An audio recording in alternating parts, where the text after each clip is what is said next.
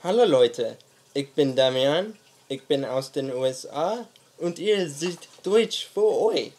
Tschüss!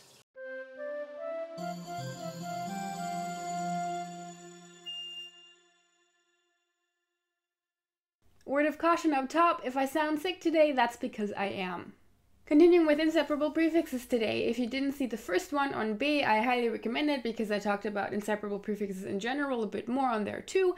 I also recommend you watch my introduction on prefixes overall, so you know how to differentiate between the different types, and also the introduction that I posted before separable prefixes. Before I get into it, I have two little announcements for today. The first one being that I have finally launched a subreddit for DFE.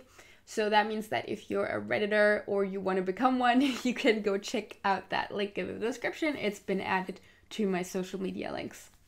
And secondly, thank you very much to Lingoda for sponsoring this episode. You can use this voucher code to get 15% off any courses that you subscribe to or buy over there. And if you want to get more information on what they even are, stay tuned until the end of the video. So, let's get to it. Today's prefix is ent, and by extension emp. We're actually going to start out with emp because that's shorter and easier to explain. Because emp, this is a variant version of today's actual prefix ent. So basically, if you want to express it linguistically, this one only gets used for phonetic reasons, and even within that, it doesn't get used consistently. That means it's also no longer productive, so that means there are no words that are being produced with this one. And with all of that combined, this means that there's only 4 verbs in existence that even use emp. So you're best off just learning these. Etwas empfinden, to experience a certain emotion. Etwas für jemanden empfinden, to have feelings for somebody. It's kind of an official way to say it. It's not like super high register, but usually, you know, if you want to say, I kind of like him, you're not going to say, ich empfinde etwas für ihn. If you're at a therapist's office, he might ask you, do you have feelings for this person? Empfinden Sie etwas für ihn, sie?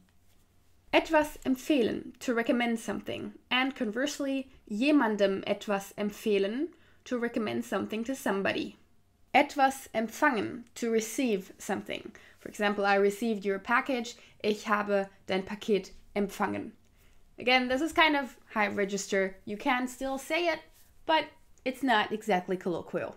Jemanden empfangen, to welcome somebody or to receive someone as a guest. So you could empfangen somebody to a party or to your house, though usually it's, like I said, receive guests. So when you say, ich empfange heute Gäste, that kind of implies that you're having a bigger get-together or, you know, you're a philanthropist, something along those lines. This is also where the noun der Empfang comes from, which just means the reception. So that could be at a wedding, but it could also, by extension, mean just a bigger get-together. Sich empören. Usually, sich über etwas empören means to get outraged about something, to work yourself up about it. Also kind of high register-ish. So again, you wouldn't say, ich empöre mich darüber, when you just want to say, I'm fucking angry about this. You might remember from my 5 things I hate about Germany video that I used empörend over there. So it kind of sounds like, it sounds a bit snobbish, usually. So you won't hear it used often, but it's there. And with that, we can get to ent. Like with B, examples first. Etwas oder jemandem einer Sache entsagen. To renounce something, to abdicate, I think is the word. So basically, if you stop doing or taking or meeting somebody or something, that's entsagen. Ich habe Schokolade im November entsagt. I stopped eating chocolate in November, basically. But it's a more high register way of saying that once again. Jemandem oder etwas entgehen. To get away from somebody or something. For example, classic phrase for that would be, ist seinem Schicksal entgangen. He dodged his fate. Sich etwas entgehen lassen, to let something slip past you, pass you by. So I won't let this chance get past me is an example I used in some episode in the past, I remember. So I won't let this chance get. So the past me would be ich lasse mir diese Chance nicht entgehen. And then the getting away from somebody meaning jemandem entgehen can also mean to slip past somebody mentally. So if the meaning of somebody's utterance slips past you. So, I don't know, somebody might say, oh, did you bring the milk? And you say, oh, I completely, I didn't even pick up on you telling me to get milk. You could theoretically then say, das ist mir entgangen. Du wolltest, dass ich Milch kaufe? Das ist mir entgangen. This is used in spoken language, although it is kind of high register. So that's not a bad thing. It will make you sound kind of elevated, kind of more educated, I guess. Jemandem oder etwas entkommen. To escape, to get away from somebody or something. So this is similar to entgehen. The main difference here rather is that entkommen implies that you were captured, for example, and then you managed to flee, while entgehen in that circumstance would mean that somebody tried to catch you, but they didn't manage because you got away. So both mean to get away, but entgehen is more of a, it never happened to me because I dodged it, and entkommen means something happened to me, but I got away from that after something happened. And that means that we can use it with a dative, so jemandem entkommen means to escape somebody, to escape from somebody, to get away from somebody. Entstehen, to develop, to come to be, to arise. So for example, if problems arise, I could say, mir sind Probleme entstanden. Sich enthalten means to abstain, but it's usually used in the context of withholding an opinion or a vote. So in an election, for example, you could have options A through D, and you say, ich enthalte mich, that means I'm staying neutral, I'm not casting a vote. However, it's also still used in abstaining in a sexual sense in the phrase enthaltsam sein, and that just means you were not having sex. And that again is something that people don't say unironically, at least I don't know that they would, but you might come across it in, for example, historic fiction if you're into that. Etwas enthalten, to contain something. For example, diese Flasche enthält Wasser. Etwas enthalten can also mean to include something. So that includes the price for the water. Das enthält den Preis für das Wasser. Etwas entnehmen, to extract something. Etwas anderem entnehmen means to gather a certain information from something, to take something away from something. So for example, I could read a letter and then look at you and tell you what's in the letter. And for that, I could say, ich entnehme diesem Brief, dass wir zum Amt gehen müssen. So I gather from this that. Entfallen, to be omitted or sometimes cancelled. So for example, I could say, this class entfällt. Diese Stunde entfällt heute. This class is cancelled for today. But I could also say that the cost for this will be omitted. I could translate that saying, die Kosten hierfür entfallen. Auf jemanden entfallen is a relatively specific meaning. It means to fall upon or onto somebody, and that usually refers to some sort of responsibility. Jemandem entfallen means to slip somebody's mind. So that's kind of like entgehen, but again, as with entgehen and entkommen in the getting away sense, in this case, entgehen and entfallen, the difference is that with entgehen, the information never reached you. So somebody was talking to you and you didn't listen. And entfallen means that you remembered it and then you forgot. So it's similar to the entgehen and entkommen contrast. So entfallen means to slip somebody's mind. If we use the example with the milk again, somebody asks you, did you get the milk? You could say, oh nein, das ist mir komplett entfallen. So I know I should have gotten it, but I just didn't remember when I was in the store. So entgehen, to slip past somebody, entfallen, to slip somebody's mind. That would be it for the normal list, but I decided to add a few more before I get to summarizing the meaning of ent. Sich entwickeln, to develop independently. So nobody's developing you, but you are entwickeln. Ich entwickle mich gut. However, etwas entwickeln means to develop something. For example, this company has developed a new software. Diese Firma hat eine neue Software entwickelt. Etwas oder jemanden entdecken. Depending on the context, this can mean to discover, to detect, or to spot somebody or something. So it could be both Columbus discovered the new world, Columbus entdeckte die neue Welt, or it could be the criminal was spotted at the mall, der Verbrecher wurde im Einkaufszentrum entdeckt. Haha! Sich entspannen, to relax.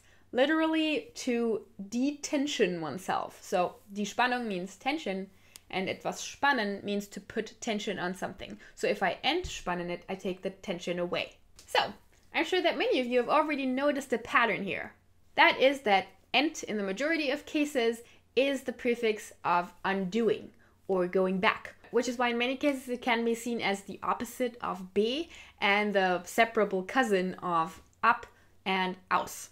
That means that in general, the mental image that you should have of this is kind of the image of something separating, something moving away, or something being redone.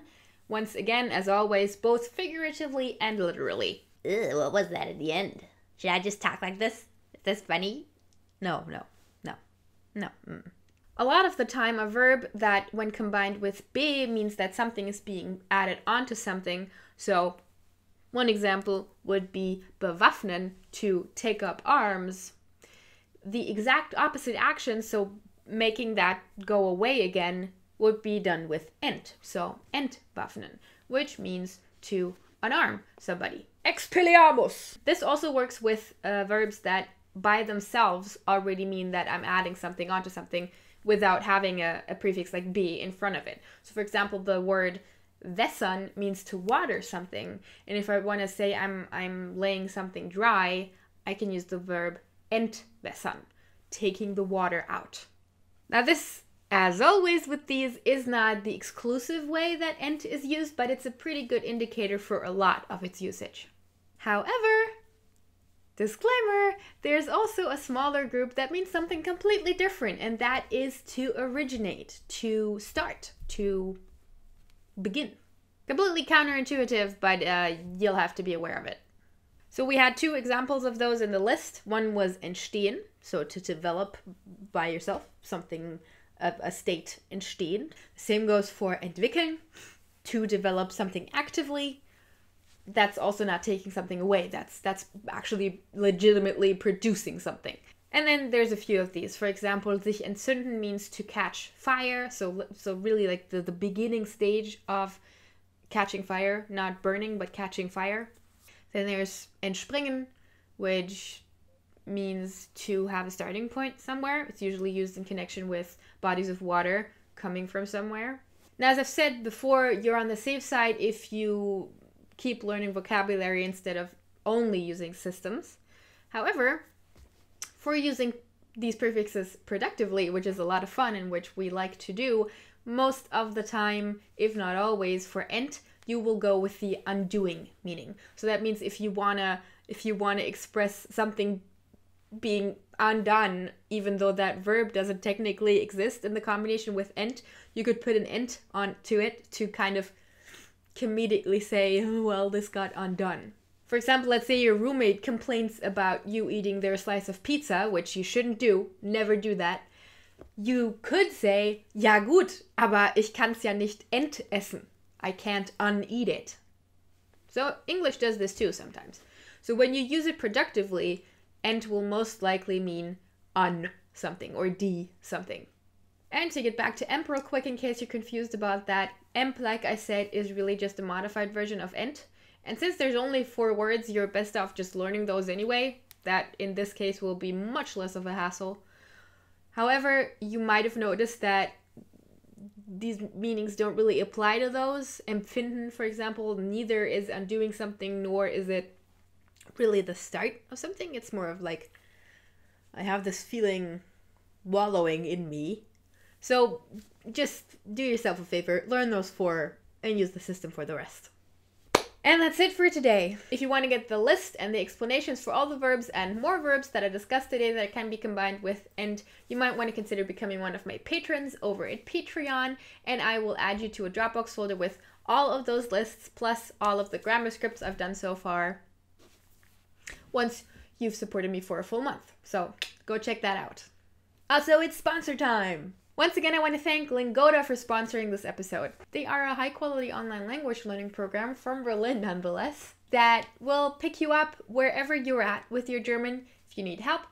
And they work much like classes that you would go to school for. You get group classes and private classes over video. You get a personal trainer, so to say, so that everything can be adjusted to your level that you're at, your problems, your learning type, all that good stuff. And once you've completed 90% of the course that you're currently in, you can actually get a CEFR certificate from them. So the A1, B1, C1 levels of language. If you want to give that a go, make sure you use this promo code for 15% off whatever course you decide to sign up for however long you decide to sign up for. Your random word of the week is das falsche Grinsen.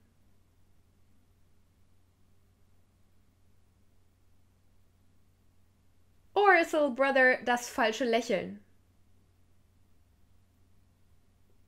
Bis nächste Woche. Tschüss!